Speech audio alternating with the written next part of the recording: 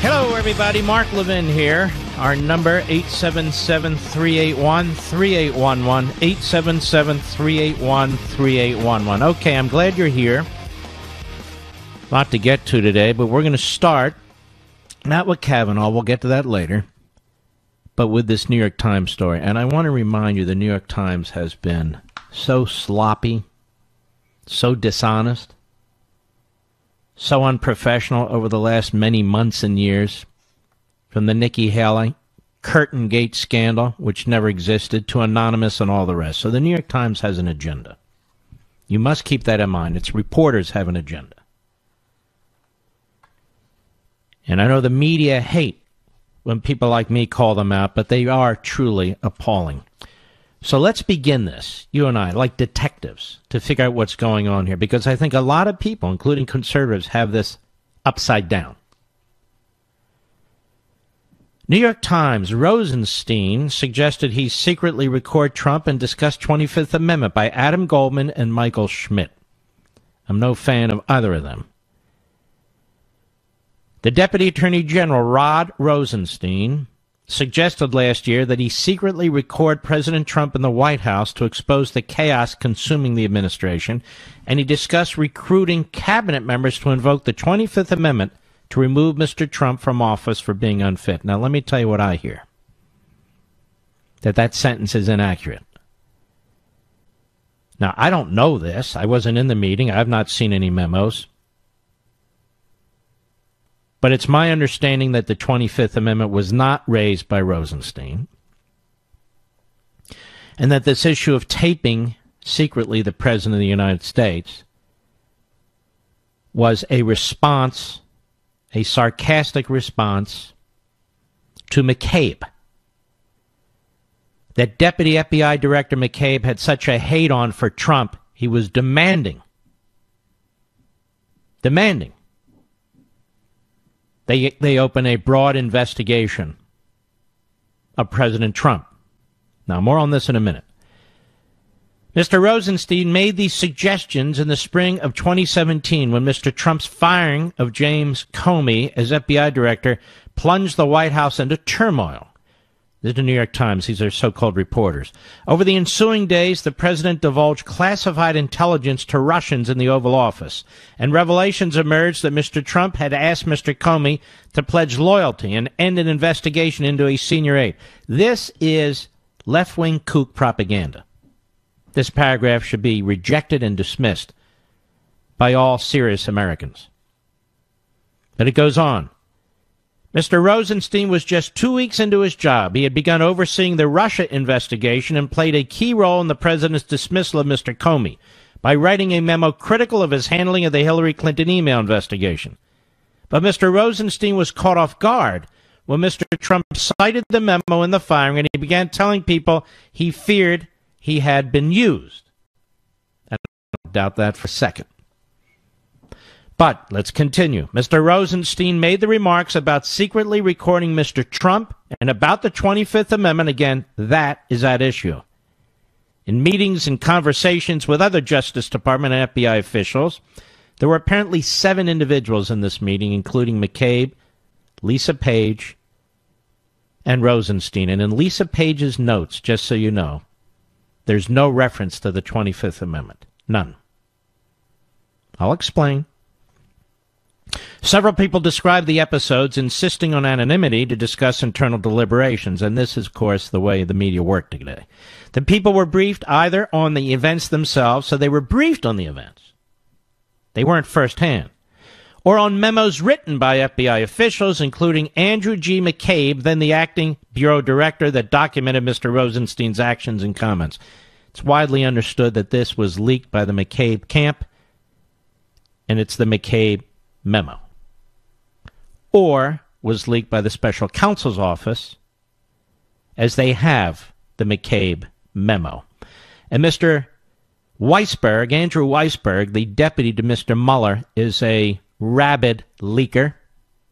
Rabid leaker. Complete sleazeball. None of Mr. Rosenstein's proposals apparently came to fruition. Well, they didn't come to fruition because he didn't intend them to come to fruition. I'm no special pleader for Rosenstein. You fully know that. I was the first, or among the first, to call this man out, but we're trying to figure out what's taking place here. And a lot of conservatives are falling off the cliff stupidly. Just stay with me. It is now clear how determined he was, Rosenstein, about seeing them through. It's not clear, though he did tell Mr. McCabe that he might be able to persuade Attorney General Jeff Sessions and John F. Kelly, then the Secretary of Homeland Security, and now the White House Chief of Staff, to mount an effort to invoke the 25th Amendment. The Justice Department, via Mr. Rosenstein, denies this 25th Amendment stuff completely. The extreme suggestions show how Mr. Rosenstein's, now listen to this, state of mind in the disorienting days that followed Mr. Comey's dismissal, sitting in on Mr. Trump's interviews with prospective FBI directors and facing attacks for his role in Comey's firing, Mr. Rosenstein had an up-close view of the tumult. Mr. Rosenstein appeared conflicted, regretful, and emotional, according to people who spoke with him at the time. Isn't that interesting? So it's an attack on Rosenstein. Out of the New York Times. Now, why would they do this? Use your detective's hat. Here we go. Mr. Rosenstein disputed this account. The New York Times' story is inaccurate and factually incorrect, he said in a statement. I will not further comment on a story based on anonymous sources who are obviously biased against the department and are advancing their own personal agenda.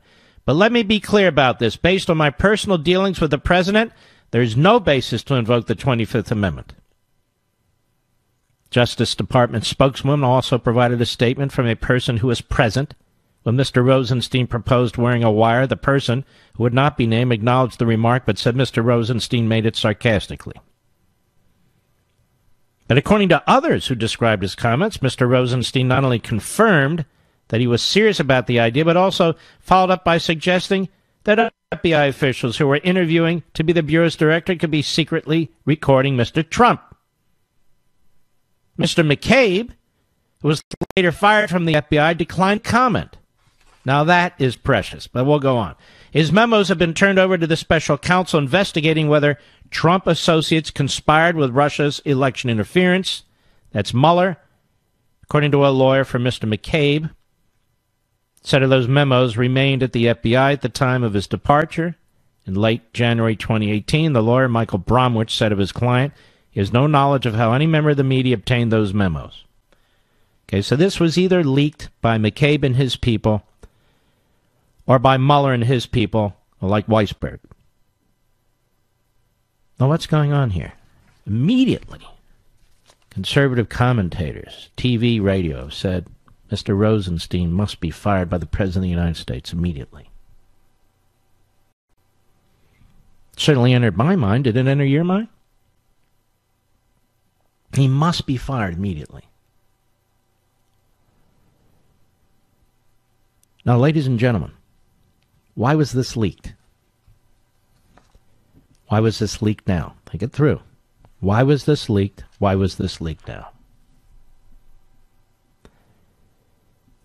In the meeting, the aggressor demanding a full-fledged criminal investigation against the President of the United States was not Rosenstein. It was McCabe. And anonymous sources tell me that it was McCabe whose temperature was rising in the meeting, who was insistent, the deputy FBI director. It was McCabe, after Comey was fired, who was demanding a full-fledged criminal investigation. And it was Rosenstein, in response, who sarcastically said, yeah, okay, I'll wear a wire. Next time I'm with the president, we'll interview him and so forth. And yet, they deny the 25th Amendment ever came up. So after the meeting, McCabe writes memos to himself as his former boss, the unethical, dishonest James Comey did. Self-serving memos. He brings up the 25th Amendment. He is furious that the President of the United States fired his friend and boss, Comey. Turns out they're not so friendly right now for different reasons. Now, why is this going on? And there's another fact that's quite interesting that I'll get to in a moment. So why is this going on?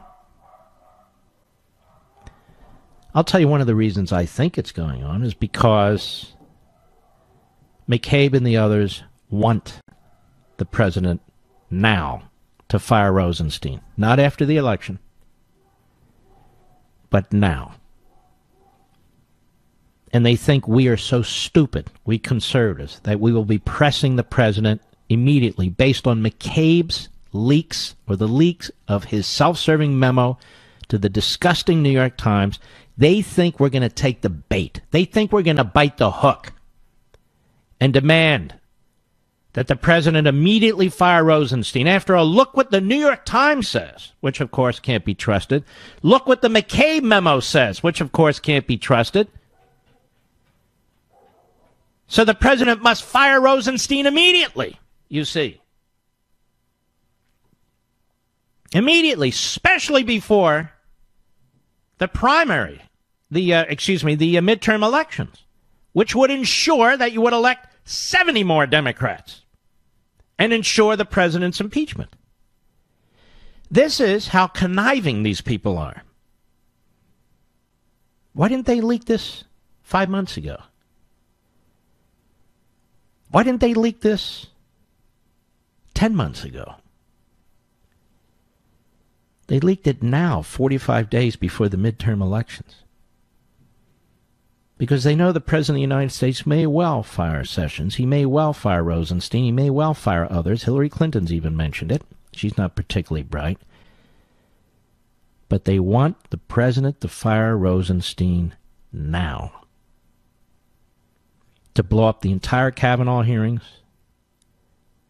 To have Republicans running for the hills. Create complete chaos for the Republicans and among the Republicans in the midterm elections, even worse that currently exist. That's what's going on here. But I want to mention something else that isn't even on anybody else's radar. This also tells me why Rod Rosenstein appointed a special counsel. He should never have appointed a special counsel. He violated his own department rules. There was no criminal predicate, but he was being pressed by the deputy director of the FBI. Investigate, criminal, investigate, criminal, investigate, criminal. And Rosenstein, being the coward that he is, he just decided, look, I don't want my fingerprints all over this stuff. I got the deputy director of the FBI pounding the hell out of me that there's a criminal pretext here. I don't know what it is. I got Schumer and the Democrats demanding that I appoint a special counsel. I've only been here a few weeks. You know what? I'll appoint a special counsel. I'll wash my hands. And that's what he did. And that's what he did. Now we know why he did it. This guy McCabe appears to have been at the middle of everything. With Stroke, with Page, with Comey, and with Rosenstein. I'll be right back. Mark Levin. Alert to the American media. The Hamas terrorists are rioting again at on the Gaza.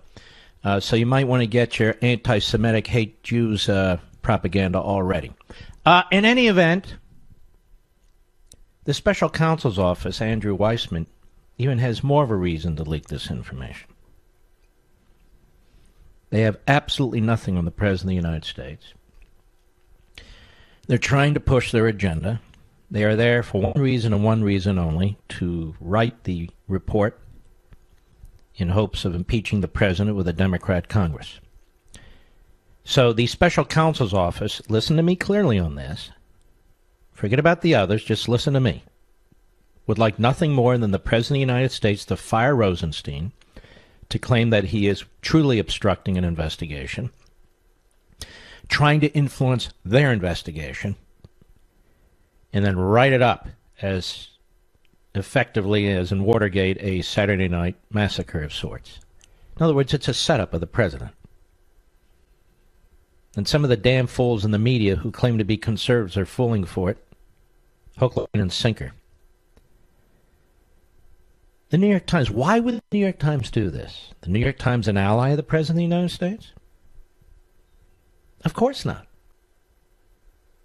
Of course not. Does the New York Times tell the truth? Ask Nikki Haley. Ask the survivors of the Holocaust. Lisa Page is in the meeting. She never writes a thing about the 25th Amendment. People at the Justice Department say in the meeting, there were 7 of them, including Rosenstein and McCabe, the 25th Amendment never came up. And it was McCabe who was pressing for a criminal investigation against the President of the United States. It's Rosenstein, the coward, who buckled to it. But it's McCabe. It's his memo. The special counsel has it. They leaked it now. Think about these things, because you got to try and get in the shoes of these very devious people. What are they trying to get at here? They're trying to get at the president all the time. They're trying to destroy his administration all the time. Many of you are not going to agree with me, but the president must not fire Rosenstein, certainly not prior to the midterm election. That's what they want. That's what they want. That's what they want. This is coming either from the special counsel's office or McCabe or both. I'll be right back. Counsel's office has to be laughing about now. They have absolutely nothing on Trump.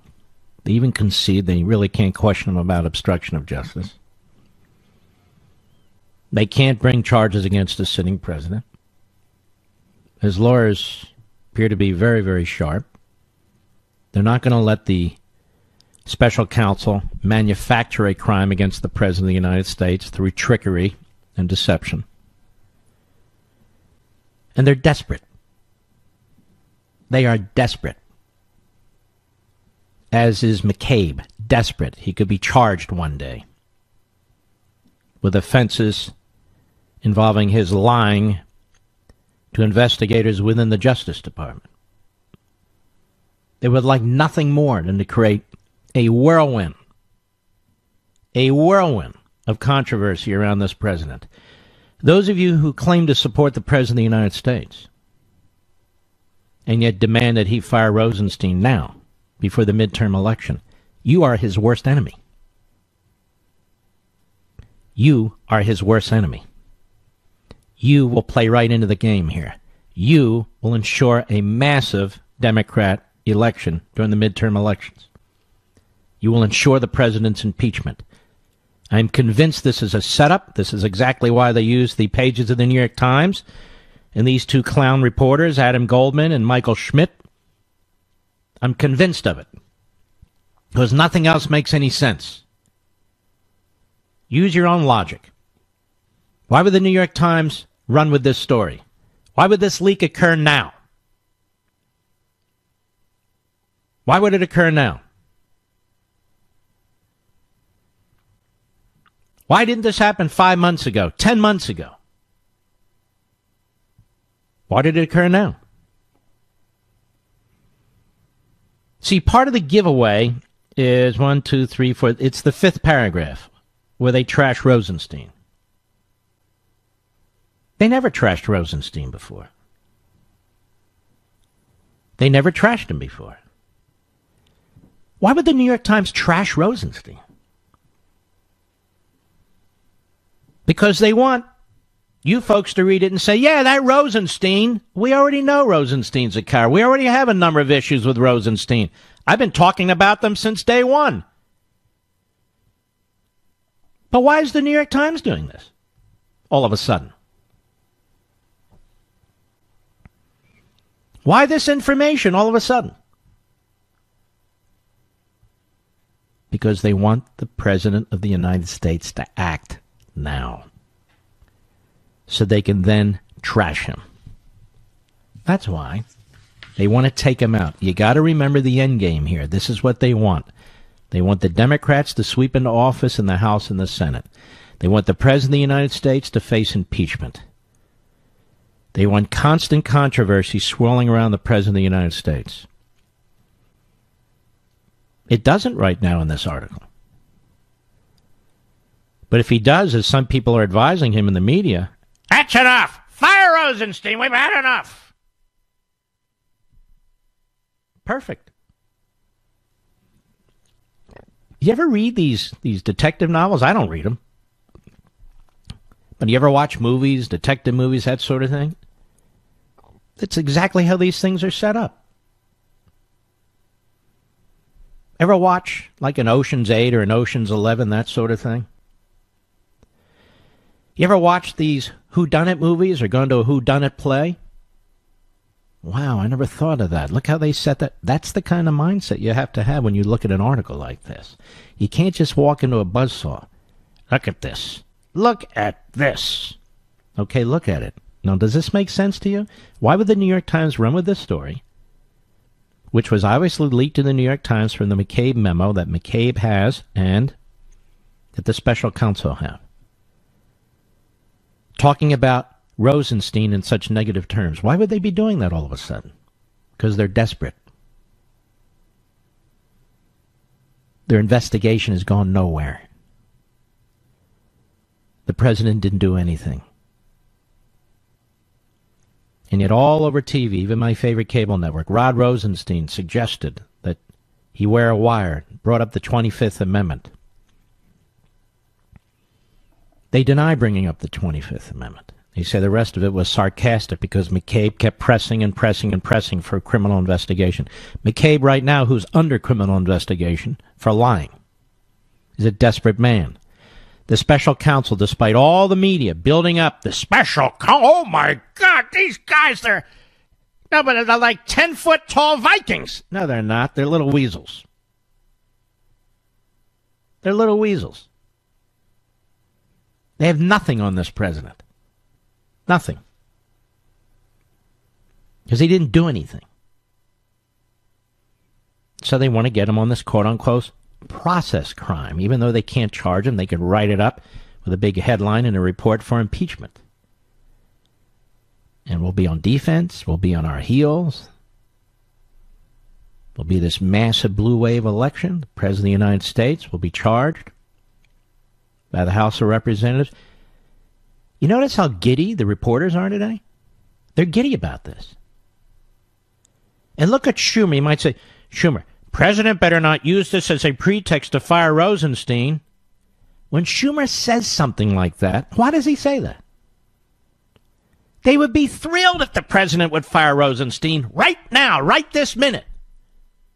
And they know that if Schumer says that, the president will be upset that Schumer's trying to tell him what to do. It's all a setup.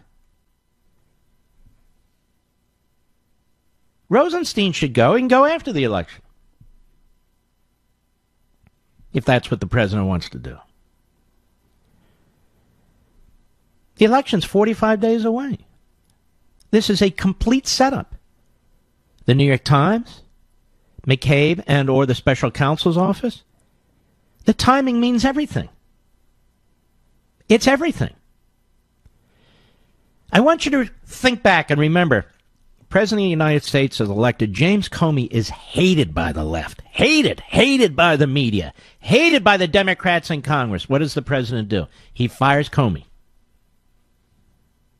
Now Comey is loved by the left, the media, and the Democrats, and they use him to attack the President of the United States.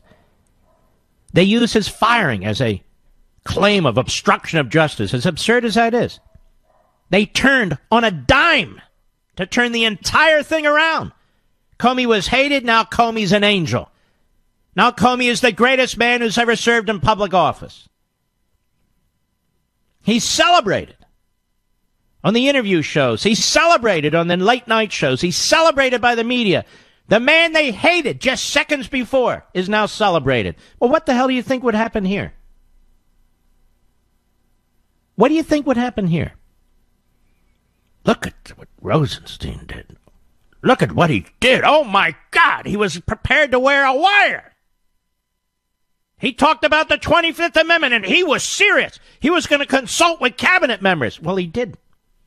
Because apparently he never brought up the 25th Amendment, even though McCabe may have put it in his memo, in his self-serving memo, to use another day. He's sort of the Omarosa of the FBI, just like Comey. Sit in a meeting with the guy, they leave, they take self-serving notes, they're recording, true sleazeballs. Now, this is not in any respect a defense of Rosenstein. Please do not misunderstand. Rosenstein buckled and appointed a special counsel without any kind of criminal requisite, violated the Department of Justice rules. He's conflicted in that he recommended that Comey be fired. So you can't really be a witness and in charge of an investigation at the same time, but there you have it. But I'm not talking about any of that. I'm talking about this. This. And all through the media, including on our favorite cable channel, it's just being regurgitated over and over again, reading it line by line out of the New York Times, like somehow the New York Times is the Bible. The New York Times is paper that belongs at the bottom of a bird cage. They have an agenda. Their agenda in the 30s and 40s was to cover up the Holocaust, and their agenda today is to cover up the worst political scandal in American history,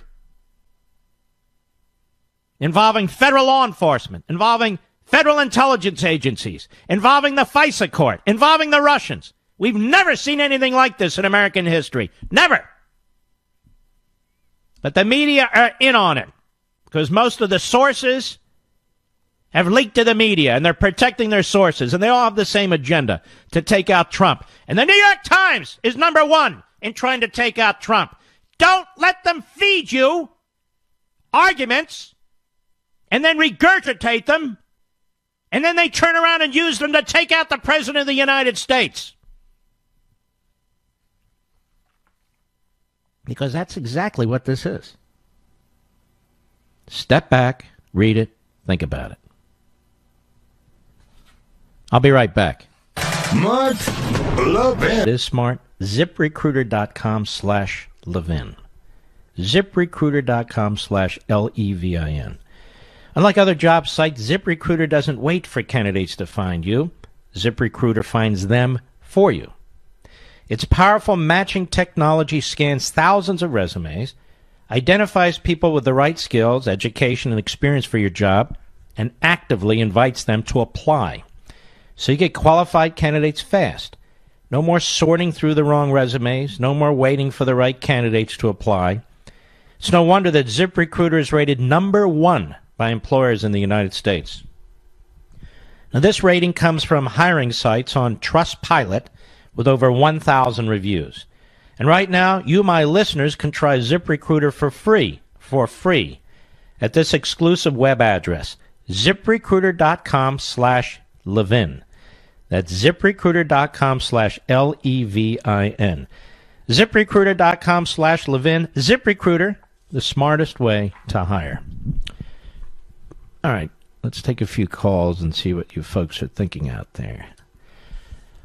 Let us call Frank, Philadelphia, Pennsylvania, the great WPHT. Go. Hi, Mark. Thank you for taking my call. Mark, I think you are spot on. I think that this is certainly a setup. I mean, last week, the New York Times printed an op-ed from an unknown source or unknown author. All right, that was just a smear of Trump. And what really worries me is there is clearly collusion between the Democrat Party, the media establishment, social media as well. And I don't know if the Democrat Party's henchmen are the media, or if the media's henchmen are the Democrat Party. But what really scares me, Mark, is these people have power. And these people are in positions of influence. And, I mean, the fact that they are playing these games that are so clearly a game is almost more frightening to me about that than it even is about them going after Trump. Because look, Trump is going to come and go, but these folks and this, whatever we want to call it, deep state is for real. And that's what for me the big picture concern is what is going on here. You know, what you've said so concisely is so right on. And you're right. The progressive statists have conquered one institution after another. You've got this massive administrative state that we've talked about on this program since I've been on this program, and I've written about in several of my books. It is the permanent government. That's why we have this fight right now on the Supreme Court, which I'll get to next hour. They believe they have a right to a permanent control over the Supreme Court. So in the end, for the left, elections don't matter. You elect a president like Trump, you elect Republicans in the House and the Senate. As feckless as the House and Senate has been, they have no intention of handing the baton of governance over to conservatives or Republicans. They have no intention of doing it whatsoever. So they have built this administrative state. They have used the courts to nationalize numerous issues, to have the quote-unquote final say on political, social, and cultural issues.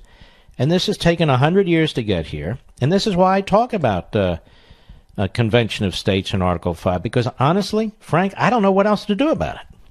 They are implementing a permanent, like you say, bureaucracy. And without the Convention of the States, I mean, look what they are doing to somebody like Judge Kavanaugh, who in a heartbeat, and I know I'm getting ahead of you, but in a heartbeat had 65 females who knew him well enough to put their names on a piece of paper to say, no way, this guy. We also have the Democrat Party, and I don't want to get too far afield, but look what Keith Ellison, the number 2, what he's doing, and everybody knows it. And by the way, did you see the poll among Democrats in Minnesota who said only 5% said they cared? And that doesn't surprise me. It doesn't surprise me, especially among the left, because to them, morality there is no objective morality. What's wrong? See, Keith Ellison is the right kind of abuser. What do you do? What do you do? What do you do in your life? What do you do? So, Mark, I talked to you about 2 years ago, and I was a school principal, and you told me not to give my name because there's not many of us. I'm actually a teacher. I left the administration and went back to the classroom. Well, you're terrific, and your students are very lucky. I could tell you're a pretty sharp dude. Thanks, Mark. I try, man. I'm just, you know what? I'm concerned about the country, and that really is my deep concern. And I see what's going on, and I see how we, the people, have really been marginalized by this permanent state. And I'm grateful for Trump. I hope Trump doesn't fall. And you know what? And as far as Trump goes, it is so important that we have an individual in the White House right now who's trying to shake this up. And this is why he's under attack. He's trying to shake it up. And in trying to shake it up, he's doing so many things that principled conservatives should be embracing. You don't have to embrace everything, but he's doing so many things, many more things than a Jeb Bush would have done or Kasich would have done or that whole list of candidates. And we really should be celebrating his efforts. Instead, he's fighting these people on the left. He's fighting a rearguard action against never-Trumpers. He is under assault by the criminal system for absolutely no reason. It's just really rather shocking. Frank, I want to thank you for your call, and I wish you the best. Oh, what a teacher, huh? John, Baltimore, Maryland, XM Satellite. Go. Hey, Mark. It's great to talk to you again, brother. Thank you, John. Mark, I've been in law enforcement for 15 years, and I think all this is BS, smoke and mirrors. This New York Times story about Rosenstein wearing a wire is BS. The leaking thing is BS. It's kind of like Kane's mutiny. They want Trump to think that his own people are attacking him, that his own people are after him. They want him to fire Jeff Sessions. They want him to fire Rosenstein. They would love it, just like you said. But if he doesn't take the bait and he stays strong, I think he's going to be able to survive this. And here's the thing, John. There can be a time to remove these people and put in whomever he wants. But they want him to do it now. They want him to do it now so they can take him down. It's a complete setup. I know exactly what's going on here. So do you. So does Frank. All right, John, thanks for your call, man. Be safe out there. Frank, a police officer. We'll be right back.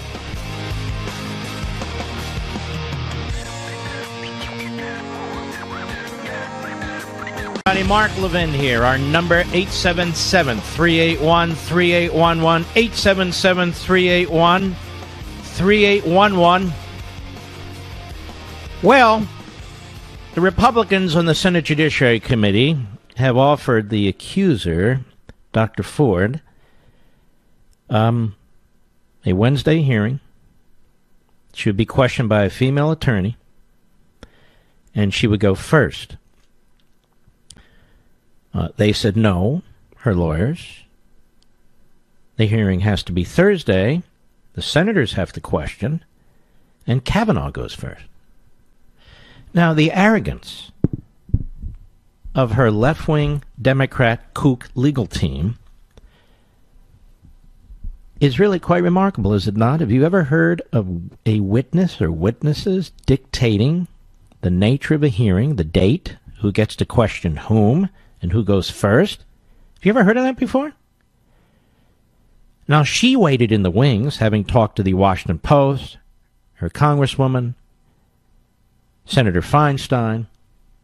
She's the one who held back, and now, having said she didn't want to go public, having said first she wants an FBI investigation, then says some kind of a formal investigation, refusing to testify last week, refusing to testify this Monday, so the Republicans say, okay, whoa. We'll let you testify, despite all this. Despite all this. Wednesday, we're going to have a female attorney question, and you're going to have to go first. You're the accuser. That's the way it works. The plaintiff goes first. Now, if it were the other way around, what exactly is the purpose of Brett Kavanaugh testifying if his accuser doesn't even go first? This whole thing is sickening. And apparently she has until, what is it, Rich, midnight tonight? 10 p.m., a little less than 3 hours from now, to accept the invitation by the majority on the committee, or there will be a vote on Monday. And I would say this, there should be no more invitations. It should be over. Just vote on Monday. Schumer is the guy behind the scenes manipulating this whole thing. This lawyer, Deborah Katz, and the rest of them, they're working for the Senate Democrats. We all know what's going on here. This is a campaign event. This is a political event. Don't blame me. I'm just analyzing and observing what's taking place. You can blame the Democrats. And as this has unfolded, keep a couple other things in mind. What you've heard over the last several days. You've heard from members of Congress, Democrats. You've heard from their surrogates in the media and some of their hosts. Something to the effect that all women are always telling the truth or presumed to be. All men are always lying or presumed to be when it comes to sexual harassment issues. You've heard Joe Biden say, among others, Anita Hill, that you must presume that the accuser is telling the truth and the accused must prove otherwise. I told you the other day, this turns the entire notion of justice in this country on its head. Why should we? Women are always telling the truth. Men always aren't. Or they're presumed not to be. Particularly old white men. No, we don't have to buy into this crapola, do we? No, I'm not. What else have we heard? All women are victims or presumed to be victims. All men are perpetrators or presumed to be perpetrators. That is the foundational principle for all of this. I know this to be true because I keep hearing it. I keep hearing it. I keep hearing these generalizations, these attacks. So for the Democrats, this really isn't about Dr. Ford or what actually occurred 36 years ago in high school, who did what to whom, if in fact anything was done, and if so, by whom, where, when, how. That has nothing to do with any of this, because none of that would be learned anyway. None of it. This is about power. One of my concerns with the Republicans allowing any hearing at this point, after the hearing's actually closed, is they're creating a precedent for this endless trickery and deception by the Democrats when a hearing is over. We saw it in the Anita Hill accusations. You are rewarding this kind of untoward behavior by the Democrats. And you start negotiating and so forth, you've already effectively given them too much. Another concern I have is, I don't think this is the end of it. They may spring something else in the course of a hearing. Maybe somebody else will say, 36 years ago, he attacked me too. Well, do you know where? When? I don't know where. When. Oh, now we have a pattern. You get my point? The Democrats are quite capable of springing something else. And under the same circumstances where there simply isn't any evidence for anybody to go on. And so, this is another spectacle. And I want you to know something. On Sunday night at 10 p.m. on my Fox show, Life, Liberty, and Levin, as I've talked about it on Levin TV and on the radio, but I go very, very deep into this subject. I don't even have a guest. It is a special Life, Liberty, and Levin with just me behind my desk. And I spend the entire hour going through the history of what the Democrats have done to the judicial nomination process. I provide you substantial evidence most of you have never seen before, evidence that have come out of the shadows in the past, the form of memos involving Ted Kennedy, Patrick Leahy, Dick Durbin, Chuck Schumer, among others. I explain the history of this process and what's been done to it. I show you, I prove the way the Democrats have shifted positions on multiple times, depending on who the president is and on who the nominee is. And of course, we get into the Kavanaugh situation. I think you'll find it enormously compelling. I would encourage you, your family, your friends, your colleagues to watch it. It's 10 p.m. Eastern Time, 7 p.m. Pacific Time on the Fox News Channel, Life, Liberty, and Levin. I'm my own guest, if you will. I've never done this before on Fox, ever. So it's a special edition of the show, and I hope you'll watch it. I hope the Republican senators will watch it. I hope the Republican members of the House will watch it. Because it's time as a nation that we confront this. What's taking place here? That we have the guts to confront it, to unravel it, to expose it. Because what's taking place here has nothing to do with women's rights. Nothing. And look at the perversion of justice that they would have us embrace. From the idiot Joe Biden to the other idiots. That if somebody makes an accusation that's 36 years old and they have no specifics, virtually, to support it, that's believable. That's not believable in a court of law. It's not believable in a civil case or a criminal case. It's not believable if you have a mediator or an arbitrator. It's not believable. Period. The left has an agenda. And so we need to confront this. And we're going to. So really, don't miss it. Well, Mark, I have other things to do. Well, you might want to record it. I'll be right back. Now, again, let's circle back here because it's worth repeating. People listen 1 hour, they may not be here another hour. The New York Times, the Holocaust-denying New York Times, is not to be believed. any more than the anonymous op-ed, which was a setup to attack the president.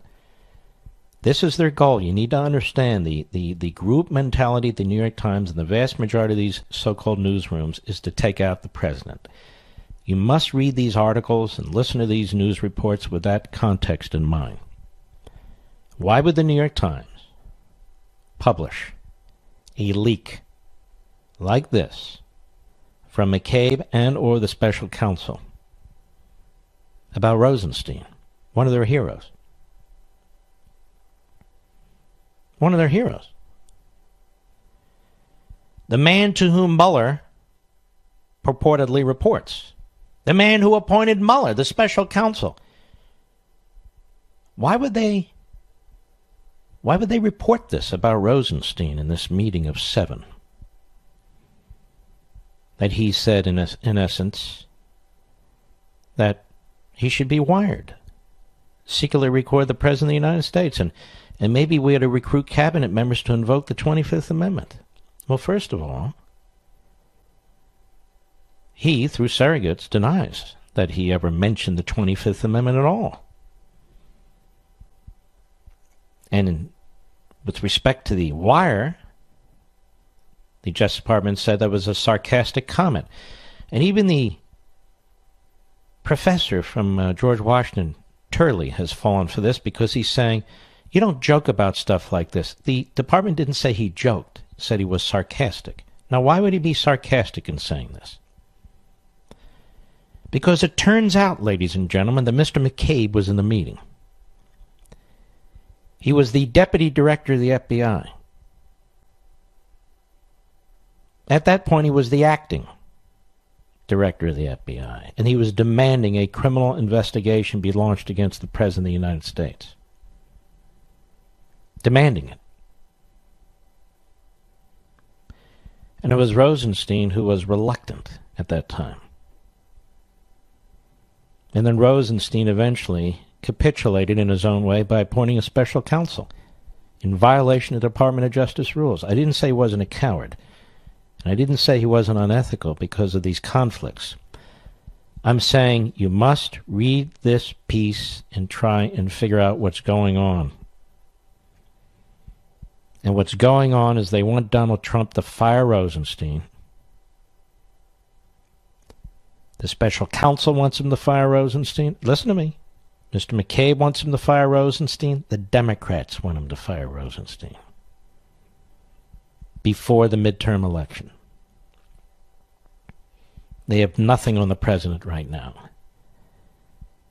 And then they want to see hell rain down on him as a result of this. They want to see Republicans running for re-election running away from him. They want to see absolute chaos in the midterm elections. They want to see the Democrats take 70, 80 seats in the House of Representatives, take huge numbers of seats in the United States Senate, all intended to take out Trump. That's their goal before the midterm election, for the president to fire Rosenstein. This is an attempt to get him to do it. Many conservative commentators have already fallen for this. Hey, just get rid of him. My God, you read the New York Times? Yes. Well, look what he said. Look what's going on here. A 25th Amendment. He should wear a wire. You can't have a deputy attorney general in defiance like this. Needs to fire him not today, but yesterday. Yeah. Do it. You have the power to do it. Do it, Mr. President. Clean it up. No. Don't do it, Mr. President. You want to do it, you do it after the election. You don't do it now. They have nothing on you. I don't care what they write in their impeachment report. We'll have to deal with it. They have nothing on you. This is a setup. The special counsel's office, Andy Weissman in particular, the hack deputy there, wants the president to fire Mueller's boss. Not because they have anything particularly to complain about, but they have nothing on the president, and they want to accuse him of obstruction. They want to see a Saturday Night Massacre scenario. They want constant references to Watergate. They want all that. They want it for the next 45 days in the lead up to the election. They want the Democrat base all fired up.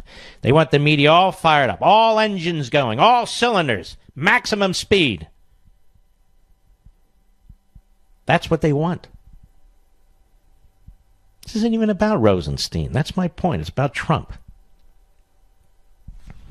That's why the New York Times is doing this. They're not doing it because they dislike Rosenstein. They have loved Rosenstein up to this point. They've defended Rosenstein. They've defended the Department of Justice. They've defended the FBI. And why shouldn't they? That's all their sources. But this one's different. When you see, ladies and gentlemen,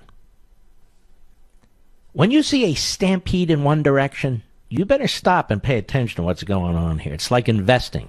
Everybody's moving that way. You probably should move another way. So we have a stampede now.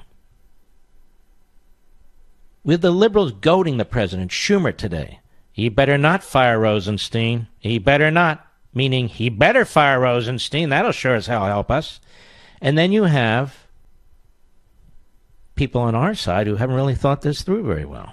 They're knee-jerk. They're knee-jerk. The Kavanaugh case and this case really have a lot in common when you think about it. They're all about politics. They're all about getting Trump. They're all about advancing the power of the left. I don't need lectures from Kirsten Gillibrand about women. I have a mother. I have a wife. I have a daughter. I have a granddaughter. I have a stepdaughter. I have a mother-in-law. Plenty of women in my life to talk to. She's not one of them. She's a left-wing, hateful hack who had no problem walking hand in hand with Bill Clinton as recently as 2 years ago when he was raising money for her. We don't need lectures from Democrats about women. When Ted Kennedy led that party for decades, we don't need lectures from Democrats about women, given what took place in the Oval Office under John Kennedy, Lyndon Johnson, and Bill Clinton. We don't need lectures from Democrats about women who ignored Juanita Broderick and Paula Jones and Kathleen Willey, but worse, trashed them, and then nominated the woman who helped trash them, the sexual predator's wife, Hillary Clinton. Now, we don't need lectures from these people. Now, I know what's been going on with the Kavanaugh situation. I think you'll agree that it's a prime example of how some in the Senate abuse their power. Frankly, make a joke out of Congress in general. Now, if you're wondering how Congress is supposed to work and how it got this bad, then you really need to take Hillsdale College's groundbreaking new online free course, Congress, How It Used to Work and Why It Doesn't. Hillsdale College teaches about our government and founding documents better than anyone. And because they have a mission to help preserve America, they turn their excellent classroom teaching into online courses that you can take for free. Now, in this new course, you'll learn exactly what Congress should be doing and what it shouldn't, how it got to the state it's in today, and how we can start to restore a more constitutional Congress. The course is free to you, my listeners, and when you register, you'll be in place to take it immediately. So I would like you to register right now. And how do you do it? You just go to levinforhillsdale.com, Levin for Hillsdale.com. It's free. It's free. So register immediately and enjoy the course. They're educational, they are substantive, and they are enjoyable. Go to levinforhillsdale.com, Levin for Hillsdale.com. You notice when you debate an issue with a leftist, and I watch this on these TV shows all the time, they don't want to stay on point. They don't want to stay on the subject. You want to talk about Dr. Ford, the accuser, they want to talk about Anita Hill. You want to talk about Anita Hill, then they want to talk about sexual harassment generally. You want to talk about sexual harassment generally, then they want to talk about what took place in 1923. Because this is what they do. This is what they do. They don't really want to be pinned down. They don't really want to be pinned down. And listen to the horrific things they have said about men, about white men, about old white men. Listen to the idiotic things they've said about women. Women apparently don't lie. All of them. All of them. Is that how our criminal justice works? Is that how our civil justice system works? You show up in court. Oh, you're a woman. Okay. And you're a man. Well, we reverse this now. So rather than proving your case, plaintiff, woman, it's the defendant male who has to prove that your allegation is false. Is that what happens? Is that not stupid? Then why the hell should it happen in the Senate Judiciary Committee that way? Why do we listen to these knuckleheads, these Democrats, who are nothing but bottom feeders in the United States Congress, who truly do try to turn group against group, whether it's skin color, whether it's gender, whether it's income, whatever the hell it is. And now they're prepared to impeach Kavanaugh after the fact? Man hasn't even had a vote. Then what are you rushing for? Rushing for to actually have a vote on the hearing. What are you rushing for an impeachment, for God's sakes? I am telling you, I'm not hawking this just to hawk it. I am telling you, please watch my Sunday show this Sunday. Please. On Life, Liberty, and Levin. 10 p.m. Eastern, 7 p.m. Pacific. I cover this from soup to nuts, and nuts to nuts, by the way. And I hope you're watching Levin TV, where we're having a hell of a good time and explaining so much. And, of course, our radio program here. Here's Katie Tur, a nobody, an MSNBC host. And may I say, because apparently this is what you need to say, she's white. But she purports to be a woman. Now, I don't know what she has self-identified as. Cut one, go.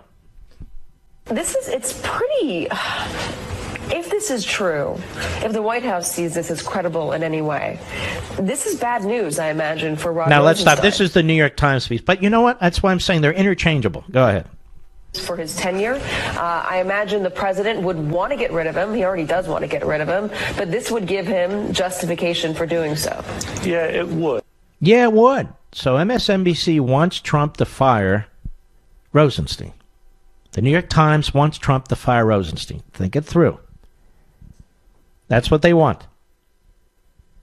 Douglas Brinkley on CNN, a partisan historian. Cut two, go. And the really stunning revelation, which seems to me to be sourced, that he was considering wearing a wire to essentially go in and secretly tape the president of the United States. Usually the Justice Department or FBI will do that with mafia kingpins or drug dealers. And here he was on the verge of doing it with Donald Trump. They actually did it in the Trump campaign, or may have. Go ahead. The net effect of all this is to kind of play into Trump's narrative that there's a deep state, people are out to get me, the witch hunt of the Mueller investigation. Which leads to the conclusion, of course, from the New York Times piece, to fire Rosenstein. Right? Now, we also have this miscreant, Michael Cohen, who's pled guilty to felonies, who will lose his law license. And now he is built up by the media and the left as a very noble man. Just ask Lanny Davis. Now, Michael Cohen is to be believed, even though he's a felon, even though he will be disbarred, even though he violated attorney-client privilege and confidentiality. And all of you who have seen lawyers and talked to lawyers, that's what you want from a lawyer, isn't it?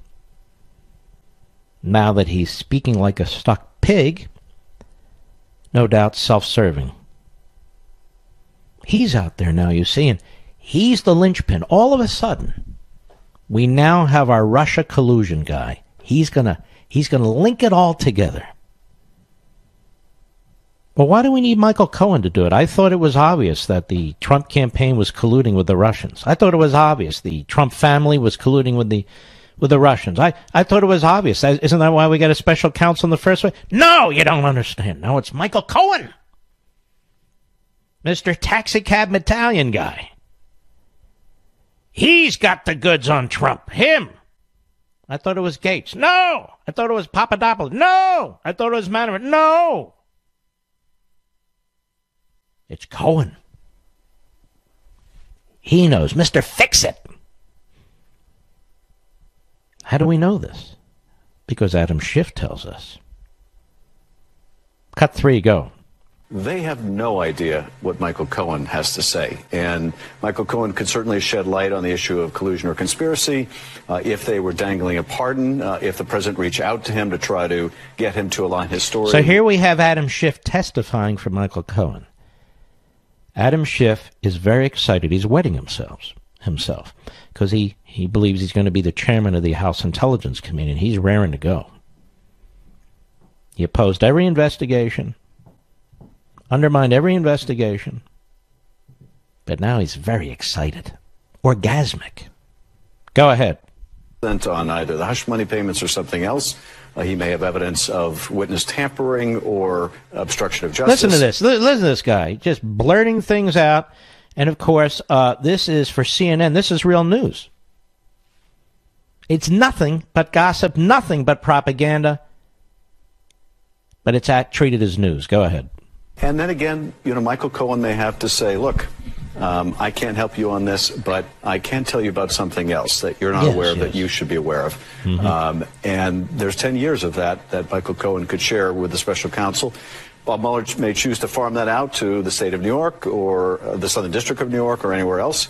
But Michael Cohen is in a position to offer a great deal to special counsel. So Michael Cohen is the new James Comey, you see. They hated him. They trashed him. Now they love him. Man of nobility and integrity. And he might do this, and he might do that, and he might do that, and he might do this, and he might do this. Adam Schiff, you are the biggest lowlife of lowlives in politics. You really are. And there are so many. But you, pal, you're the lowest snake in the bunch.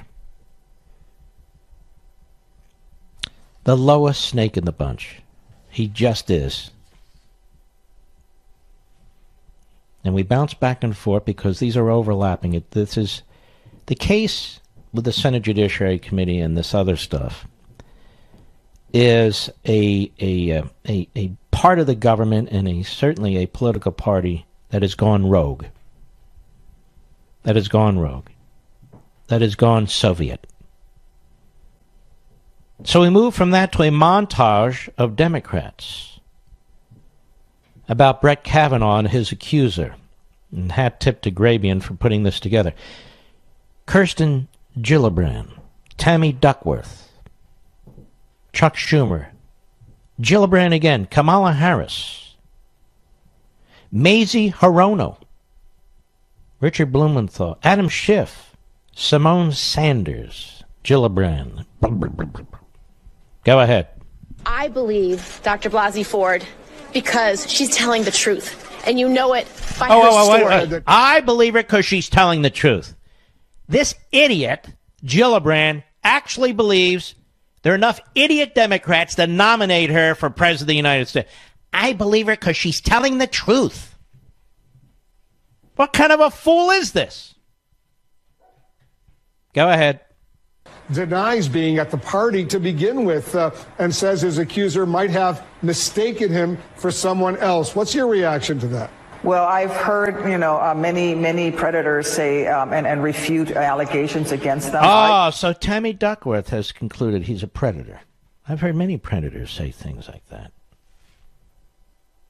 And because Tammy's a woman and Kirsten's a woman, they're allowed to say these things. And you're not allowed to criticize them, which of course I do. Because remember, if you take anything away from all this, all women are telling the truth. All are presumed to be telling the truth. All men are lying or presumed to be lying. All women are victims or presumed to be victims, and all men are perpetrators or presumed to be perpetrators. Look, it's not a matter of taking individual cases. Due process is out the window. Objectivity is out the window. You're hearing it right here. Go ahead. Professor Ford. I think she's credible, and I think when the investigation is finished and when she testifies and Judge Kavanaugh testifies, I think a majority of senators will find her credible. What does that mean? What does that mean? Chuck Schumer thinks she's credible. Well, then I guess she must be credible. But Chuck Schumer is orchestrating this entire thing, as he has in the past, as I will prove on Sunday. Go ahead. Husband, this is a trauma she's been dealing with her whole life. She doesn't want to be in a bedroom that doesn't have two doors. Wow, how does Gillibrand know all this? Anybody know? I don't believe this was in the media. Why? Because they're conspiring, that's why. They're collaborating, they're sharing information. Go ahead. Going to be about listening to what each party has to say, but I believe her. Do you believe this her? Is Kamala Harris. We're going to listen to what each party has to say, but I believe her. God forbid if any of these people were ever on a jury. God forbid if they were ever judges. Go ahead. Well, I could tell you it really does have a ring of truth to it. I am skeptical of polygraphs, but for those who believe them, she has passed a polygraph test. Now, what does that mean, Durbin? Means nothing. But he wants to believe, so he'll believe. Mazie Hirono, who has been a standout idiot in this whole thing, Democrat, Hawaii, go. I believe Dr. Ford, as I refer to her, because she makes a very credible case. I believe Dr. Ford, as I refer to her. Well, how is she supposed to refer to her? That's her name. But she makes out a very credible case. What case? Where did this happen? I don't know. When exactly did it happen? I don't know. How did you get there? I don't know. How'd you get home? I don't really know. Who'd you discuss this with? Nobody. Well, it says here you discussed it with your therapist, but I did. But you don't mention Kavanaugh on there. Well, that's who I meant. Why'd you come so late to the committee? Why did you go to the Washington Post first and foremost? I mean, she makes out a credible case, ladies and gentlemen, because Mazie is an idiot. And I say that as a white male, but not as an old white male yet. Richard Blumenthal, another old white male. Go ahead. Believe Dr. Ford, the survivor. There's every reason to disbelieve. Whoa, so now he believes her and she's a survivor. What is the point of having a hearing? Ladies and gentlemen, why the hell are the Republicans putting up with this? This is a star chamber. Listen, they're telling you why we shouldn't have another hearing. There's no point to this. We got to walk carefully here. We got to walk carefully. Does it sound like they're walking carefully? Just tell the truth about what's taking place here. I'll be right back. Mark Levin. Time you go online, your internet provider and advertising companies can track what you do and sell your personal information. Plus, the NSA gobbles up virtually everything. So how can you actually protect yourself? Computer experts recommend using a VPN. Now, the software I use, called ExpressVPN, makes it super easy for anyone to stay private online. They're rated the #1 VPN service by TechRadar. Now, these days, I don't use the internet without ExpressVPN. ExpressVPN's apps take just minutes to set up, and afterwards, they run seamlessly in the background of my computer and smartphone. So you install the program, very easy, then turn on ExpressVPN protection with a single click. It couldn't be easier. ExpressVPN. It secures and makes anonymous your internet through data encryption and hiding your IP address. That means nobody can record or access your online activity.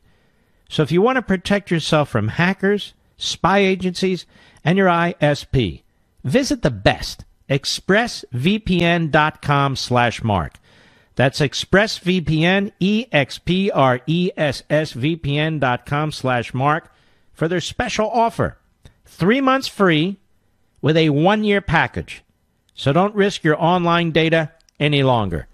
Visit expressvpn.com/mark right now.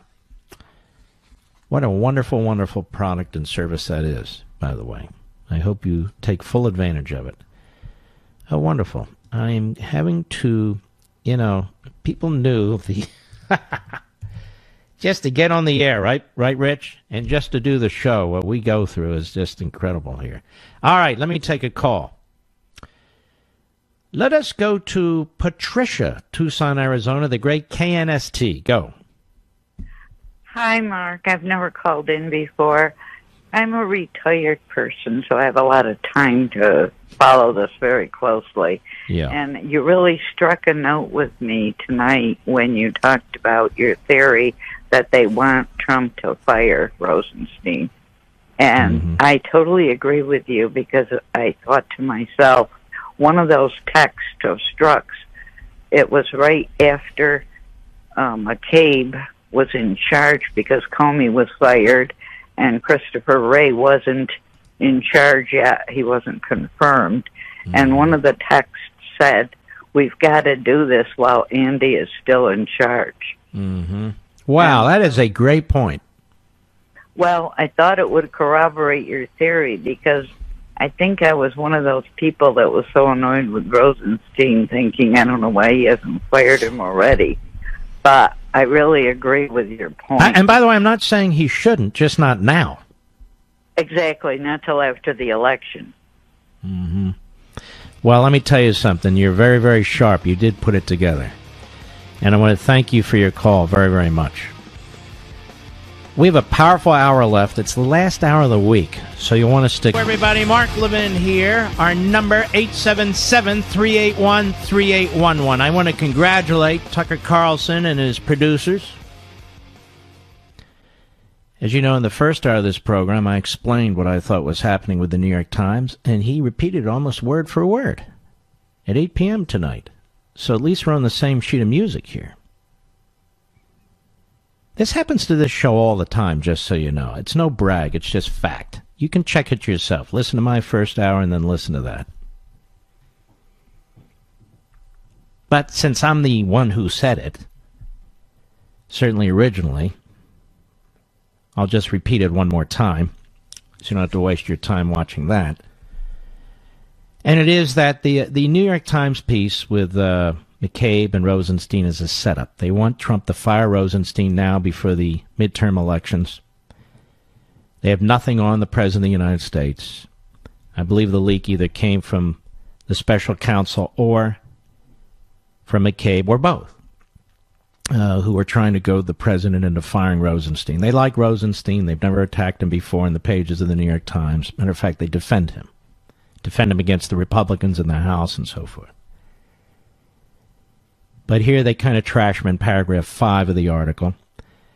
They regurgitate what McCabe put in his self-serving memo. And the entire purpose is to goad the President of the United States into firing Rosenstein. And you've had a number of commentators say exactly that. Now, why would the New York Times want the President of the United States to fire Rosenstein? To create what they believe would be an impeachable offense, to create absolute chaos before the midterm elections, to see the Republicans run in 15 different directions, to upset even those races that may well be Republican victories, and to create a massive landslide for the Democrats. This is a setup. That's exactly what it is. I'm not a special pleader for Rosenstein. Quite the opposite. Those issues about Rosenstein are quite separate from what this New York Times piece is about. Rosenstein has denied this. The Justice Department said he was being sarcastic. Professor Turley misinterpreted that to be a joke. They didn't say he made a joke. He was being sarcastic. Why? Because he was being pressured by none other than Andrew McCabe, then the acting director of the FBI, to launch a criminal investigation against the president. Rosenstein apparently was resisting. He eventually buckled. And then that fateful appointment of a special counsel in violation of the Department of Justice regulations and his own conflict of interest as he recommended the firing of Comey. And then on the footnote part, the 25th Amendment, they flat out deny that ever came up. Well, it's in Mr. McCabe's memo. Well, Mr. McCabe knew he was writing these memos to cover his ass. The same reason Comey wrote memos, too. These are called self-serving memos. That's what they are. They mean nothing. And interesting, Lisa Page's notes, turned over to Congress and others, has no reference to the 25th Amendment at all, and she was one of 7 people in the meeting. McCabe, Page, Rosenstein, and 4 others. And another person who was in the meeting said the 25th Amendment never came up. And in fact, Rosenstein was being sarcastic. Again, not a defense of Rosenstein in the least. Every time the New York Times goes to print, it has as its purpose to destroy this president. And you must keep that in mind when you're reading their articles, like the anonymous op-ed. They never had an anonymous op-ed before that I'm aware of. But it was trashing the president, raising questions about his mental stability, chaos in the administration, they'll grab onto anything. They'll grab onto Omarosa, they'll grab onto a porn star and her lawyer, they'll grab onto whatever they need to grab onto. And they'll also concoct things. They'll attack people around the president and his administration, like Nikki Haley. A great crime on the curtains in her office. Problem was, she didn't order the curtains in her office. The Obama administration did. Oh, excuse us. We don't want to trash Obama. We apologize. So this piece in the New York Times, the Holocaust-denying New York Times, and the criminally investigated Mr. McCabe, you got to read this with your eyes wide open, understand what's being done here, what the purpose of this is. They think you're a bunch of rubes. They think the president is simply an emotional wreck who will lash out. We have some conservatives, unfortunately, who have taken the hook. And I explained this all within the first 10 or 15 minutes of the first hour on this program. And now it's been repeated almost verbatim on Fox. And I want to congratulate the host for having excellent ears. Because this is what's going on here. And I would encourage the backbenchers all over the country to take another look at this rather than fall for the trap. The New York Times is out to destroy this president like the Washington Post, CNN, MSNBC, and all the rest of them. They don't hide the fact, even though they pretend to be journalists, news organizations. They are what they are. They can pretend to be... Look, they can self-identify as news organizations, but their genitalia tells us otherwise. They are a bunch of you-know-whats. I won't say it, Mr. Producer, even though I could legally. I won't say it. We have Joe Biden. Joe Biden references deliverance. I would have thought if he referenced deliverance, he would be referencing Joe Scarborough, who does look like the banjo-playing kid on the bridge, who was apparently born of incest. I'm just saying the looks, not the conduct, remind me of Joe Scarborough, very much so. And why does Joe Biden, as dumb as they come, why does he reference the movie Deliverance? To honor Burt Reynolds? No.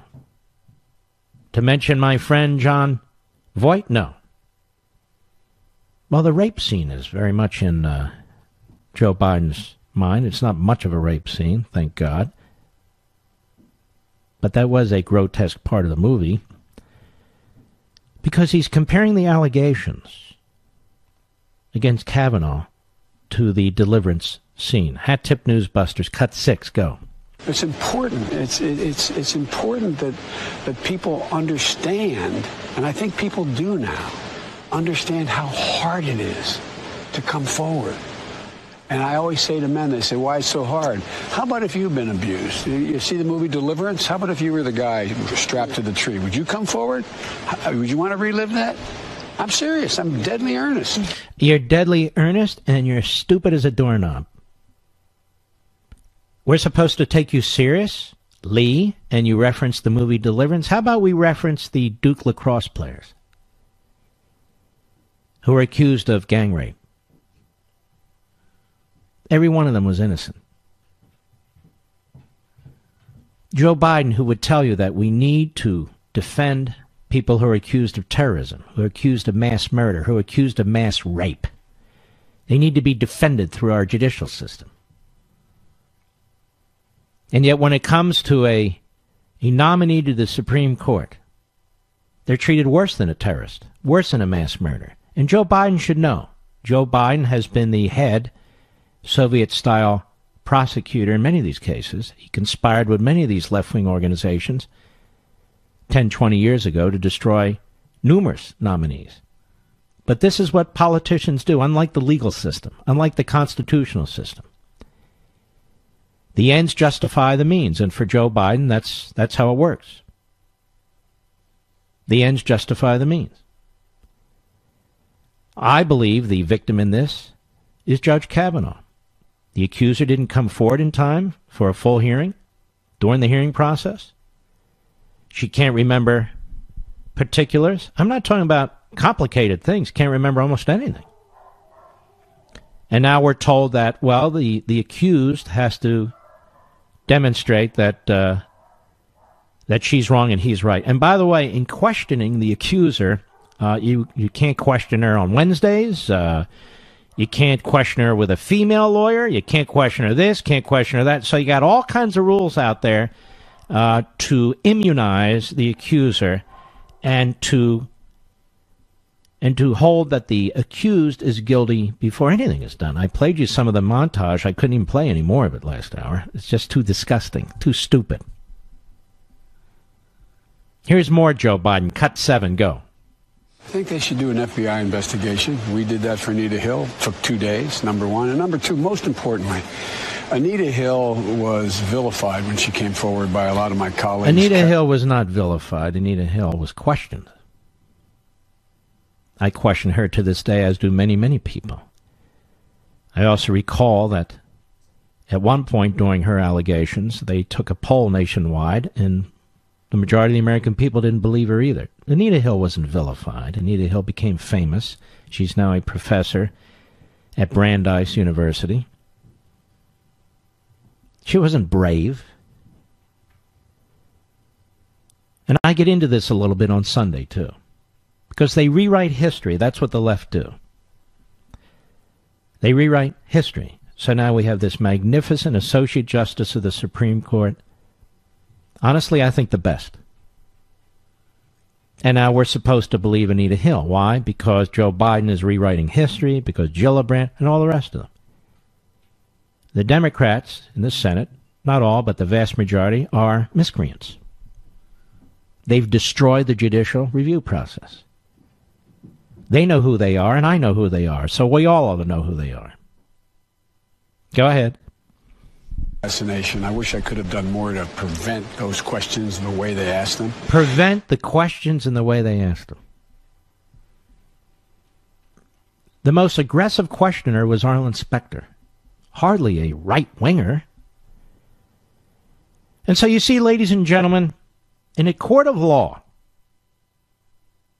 civil or criminal, you get cross-examined if you're a witness.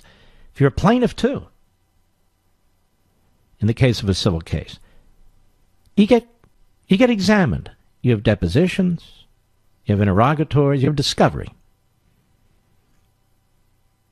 And a civil case, if you're called to take the stand, you take the stand, and you are questioned aggressively by the defendant's lawyer. In a criminal case, you are questioned aggressively by the defendant's lawyer. And you have a very high standard that you have to meet if you're the plaintiff. In a criminal case, the government. Beyond a reasonable doubt.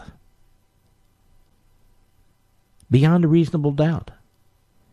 Here, the Democrats have no doubt. They have no evidence. They have no facts. There's no legal standard. There's no standard. They just believe her. And so we get lectures by reprobates like Joe Biden. We don't need a lecture from Joe Biden. And we don't need to hear about his gay rape comparison either. This is a very stupid man who happened to get elected vice president of the United States by holding on to the coattails of a radical leftist by the name of Barack Obama. He's the last man they ought to talk to. He's a smear merchant. The way he went after Bork, the way they went after Clarence Thomas, the way they went after a gentleman by the name of Miguel Estrada, a Latino, the way they went after a couple of dozen honorable, decent, brilliant lawyers and professors and judges and so forth as they were seeking to serve their country in heightened position. Just destroyed. That's new in American history, you know. It's really the last 30 years. It's not the way it always used to be. You know, come to think of it, when I think of the Deliverance rape scene, Mr. Producer, I kind of do think of Joe Biden. We'll be right back.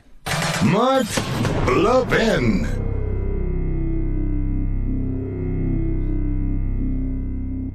Ever hear of Donnie Douche? Donnie Douche is a regular guest on the Morning Schmo and soon-to-be Mrs. Schmo, a.k.a. the Morning Schmo, Mrs. Schmo, on MSLSD. And the reason they invite Donnie Douche every time to come on the program is because he's a flake. You know, like Jeff Flake. And Donnie Douche is on there to say the most outrageous things he possibly can. He's an old white guy, by the way. Just thought I'd mention that. And he self-identifies as a male, but who knows? So here's Donnie Douche on the Morning Schmo show today. Hat tip, Breitbart, cut 10, go. And the only move for the Republicans at this point, because basically you're seeing on display a metaphor of like what this party is, and just basically just ignorant white men. And you just ignorant white men. All you females who are Republicans, you are obviously ignorant white men. Metaphorically, not literally, I would love to smack this guy around. You know what I mean, Mr. Producer? Verbally, of course, verbally. A slobbering buffoon. Go ahead. What would a move be like? What would they seem like if all of a sudden they stepped forward, any leaders there, and said, you know what, this is at the very least a stain we can't deal with, and particularly, and just say this is not the right thing and we need to move on? And wouldn't that send a signal to women? I know I'm living in dreamland, but I don't know what the other play is for them. It's not a play, you moron. I'm sure this guy's lived a very morally straight life. Doesn't he sound like it? Like so many of the others in the media, so many other the hosts. Whatever happened to Mark Halperin anyway? Where's Matt Lauer? Charlie Rose? Too many to name, actually. So this guy, Donnie Douche, is really another reprobate, attacking all white men. You know, white men, the only group of people in this country who can be talked about this way. And often by white men. So now you're supposed to be ashamed if you're a white man. And I guess your children should be ashamed too. And your grandchildren should be ashamed too. You see how far the civil rights movement has come? You see how far the left has come? The left, the Democrats, have always used race. Whether it's slavery and segregation, now whether it's old white men. They are a truly dishonorable and unconscionable lot. And yet, we actually have so-called news organizations that give voice to this. Donnie Douche wouldn't be a guest if we had a serious news media in this country, Jake Tapper. The golden age of journalism. We don't need a free press for morons like this. There are morons like this in every country, particularly totalitarian countries. If Donnie Douche wasn't on MSNBC, he'd probably be on a street corner in a raincoat, screaming out at the top of his lungs. Or maybe he's into the movie Deliverance, too. Maybe he likes the rape scene, like the Vice President of the United States. You never know. We have a United States Senator from Rhode Island. He's a former prosecutor. He's a trust fund baby. That's just why he speaks like Porky the Pig and the Daffy Duck. I read to you yesterday the piece by a professor, maybe it was the day before, from the University of Alabama School of Law, who was trying to tell the left, the Democrats, the media, how to impeach Kavanaugh should he be confirmed.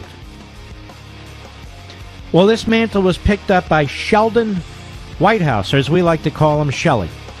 Picked up by Shelley Whitehouse, and I'll tell you what Shelley had to say when we return. Were all these Democrat women when Paula Jones brought a lawsuit? Were all these Democrat women when Kathleen Willey came forward? Where were they?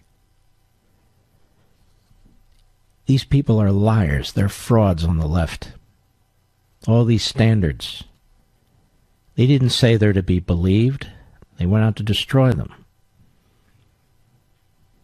I don't remember Joe Biden talking about deliverance back then, even though he obviously harbored some dreams about the rape scene.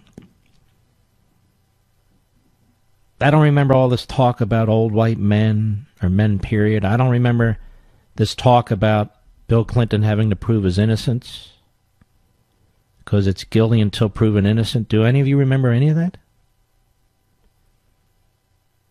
How about Mary Jo Kopechne? The worst situation of them all. Did they really want to know what Ted Kennedy did? Of course not. They embraced Ted Kennedy. McCain embraced Ted Kennedy. Biden. Durbin. Schumer. The Kennedys were known as women abusers. The old man, Joe Sr., John Kennedy, Robert Kennedy, God rest their souls, seriously, Ted Kennedy,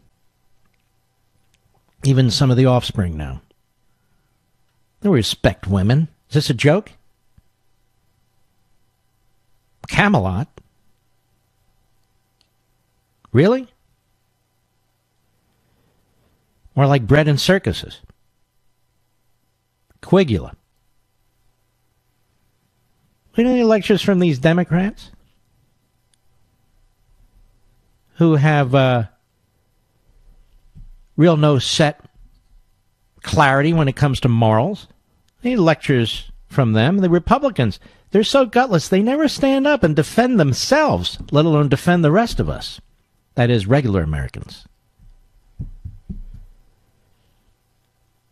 The fact of the matter is they don't support women. They support abortion. They don't support women as independent individuals. They treat everybody the same. They talk about classes of women the way they talk about classes of men. You know, recent events have proven to us all again the importance of preparation, right? Once the cone of impact was known for Hurricane Florence, we all saw the pictures of empty store shelves cleared of basic foods and water. And that's not what we want. That's not what I want to face when an emergency eventually strikes the area where you live. Now, you need a plan for food storage and water filtration. I have food storage from my Patriot Supply. Enough for my entire family. Provides protection from disasters, survival tools. Here's where you get those things. Rely on My Patriot Supply. They've helped hard-working Americans prepare and become more self-reliant for over a decade. They sell hundreds of items, including emergency survival food kits and gravity-powered water filtration systems at MyPatriotSupply.com. That's MyPatriotSupply.com. It can be a Category 4 hurricane, be tornadoes, forest fires, an earthquake, a cyber attack shutting down our power grid. And, of course, you see the flooding, and that contaminates water supplies. For all these emergencies and more, shop MyPatriotSupply.com to prepare. No more rushing to find empty store shelves because you're too late. Now's the time. And do it now and you'll sleep well tonight. That's MyPatriotSupply.com. Selden Whitehouse is a senator from Rhode Island. He's a trust baby. He was a U.S. attorney. And he's on with Chuck Todd. Now, Chuck Todd, of course, was a staffer to Tom Harkin, a left-wing kook Democrat senator, now retired from Iowa. We've invited Chuck Todd on the program, and you know what? He doesn't even respond. How disrespectful. Must be a white guy. I think he is a white guy. Cut 8, go. There's no such And by the way, before we go to this clip, there's two white guys talking to each other. Shouldn't that be illegal? Cut 8, go. There's no such thing as a fair credibility check without having done the investigation. And sooner or later, I mark my words, there will be an investigation into this. It may be in a subsequent Congress, but you can't... a subsequent Congress will investigate a sitting Supreme Court justice? Whatever happened to the independence of the judiciary? Not so independent anymore, is it? I'm telling you, the leftists will burn down every institution, tradition, custom, principle that we have. They do not give a you-know-what. And Shelley here, Shelley Whitehouse, may I call you Shelley? Well, I will anyway. Shelley Whitehouse is leading the pack. He's a tough guy from Rhode Island, you know. Go ahead.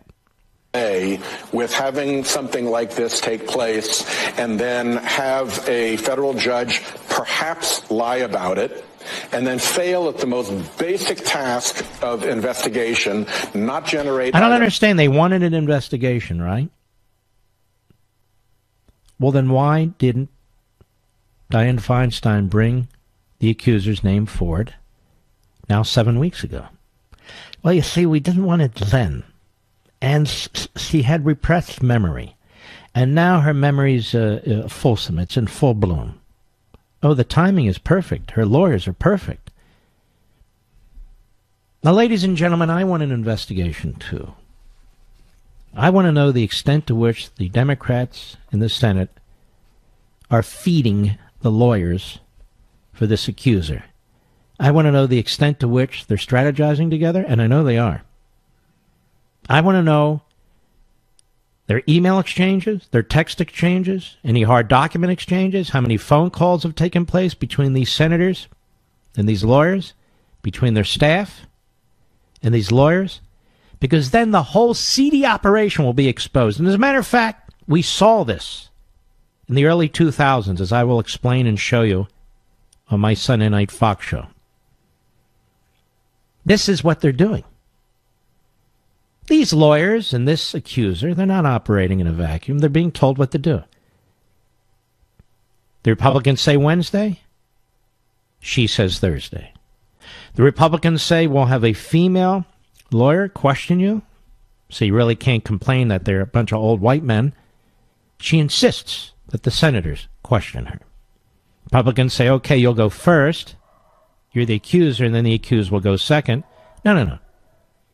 The accuser will go second. The accused will go first. That is unheard of. Doesn't matter. You think the accuser and her lawyers are working up all these arguments? No. It's the Democrats who are. And they're hoping the Republicans capitulate, which they say they won't. In another hour or so, if the lawyers haven't accepted the so-called terms, like there's a negotiation going on from the committee and the accuser, and then they will vote on Monday. I'm not so sure she won't accept. We'll see. Because I think if she does accept it, be prepared for something. They're going to spring more surprises. Oh, wait a minute, there was a witness. Oh, really? Yes, she didn't want to come forward. But she's coming forward now. Oh. Matter of fact, there's two witnesses. Really? Two more witnesses? Yes. Oh, yes.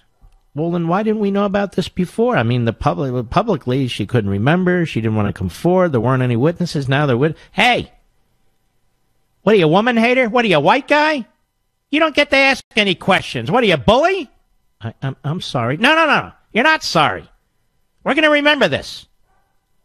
We're going to remember, just like we did during the Anita Hill. We're going to remember you. Oh, yes, we are. You hate women. No, I don't. Oh, yes, you do.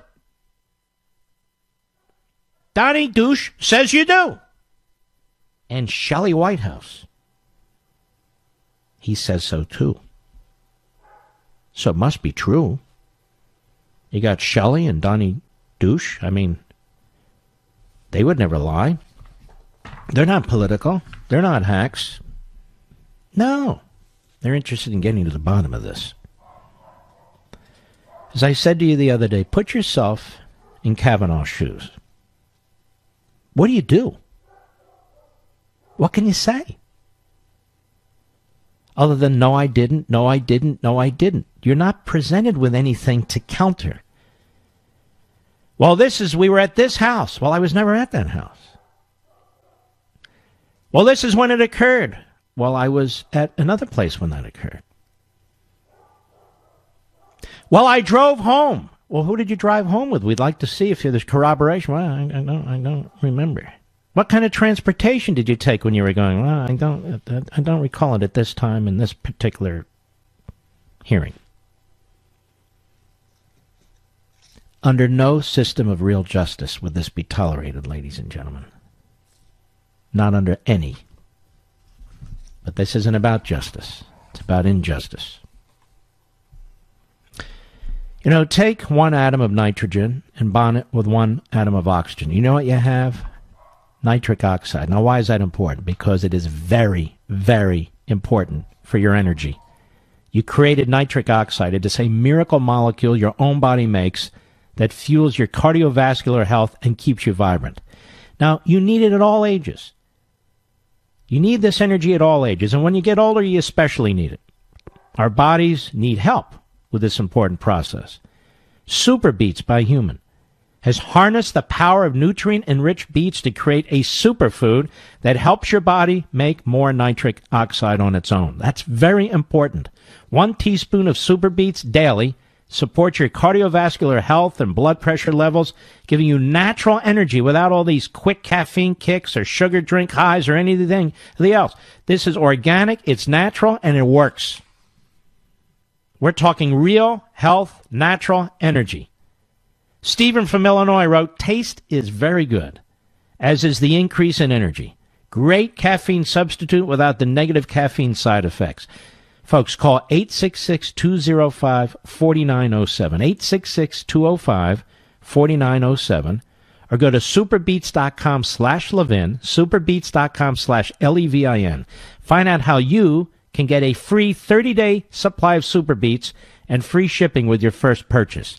Really, you ought to jump in and check this out. Feel the 1 + 1 = more energy. That's the effect of Super Beets. Call 866-205-4907, 866-205-4907, or go to superbeats.com/Levin, superbeats.com/Levin. Velvet programming here has been meaningful to you. And I do want to thank the gentleman who substituted for me early in the week. Both white men, by the way, I notice. Although buckskin, may I say? My man, Brian Mudd and Dan Bongino. Let's take a few more calls here. Cheryl, Park City, Utah, on the Mark Levin app. Go right ahead. Hey, Mark. We also refer to it as Bark City because we're so dog-friendly here. Wonderful. Anyway, I certainly do not have repressed memories, and you were discussing Kirsten Gillibrand earlier in the show, and my memory recalled that she ran right to every camera she could get in front of and talked about how Mattress Girl should be believed. And we all know how that story turned out. Remember that whole case where this girl walked around with the mattress accusing this student? Yeah, it was a fraud. Yep. And so now all of a sudden she's running her mouth that we should disbelieve this Professor Ford just for the sake of it, and she's willing to ruin this man's life over it. I have a teenage son, I was telling your producer, and, you know, I've been having some serious talks with him about how he's got to be really careful. And This is really the point, isn't it? If you have a son or a grandson and so forth, these are scary, scary times. These are really scary times because the overwhelming majority of men, young men in this country, are very decent and moral people, despite what you hear each and every day. If you have a son, I mean, they have a target on them. They do. They just do now. Thank you for your call. All right. It's the end of the week. In honor of our country, in honor of you, America, by Ray Charles.